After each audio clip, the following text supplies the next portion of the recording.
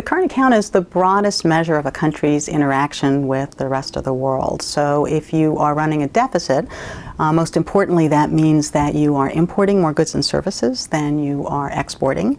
The current account also includes net income on dividends and interest payments, and there's a small component that is transfers, things like foreign aid. Most recent data shows that the U.S. current account deficit is a much smaller share of the overall economy than it was as recently as 2007, and that is overall really good news. The very large, persistent U.S. current account deficit was one of the most concerning challenges for U.S. macro policymakers.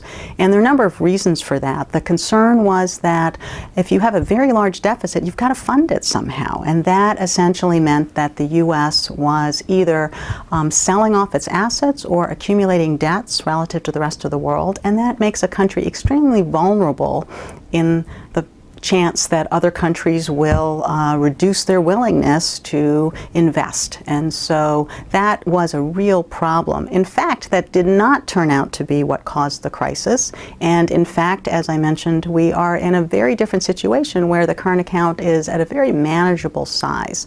At the same time, and economists always talk about pluses and minuses, part of the improvement has resulted from very positive increases in U.S. exports, and the challenge is whether the U.S. can continue to increase its exports to the rest of the world.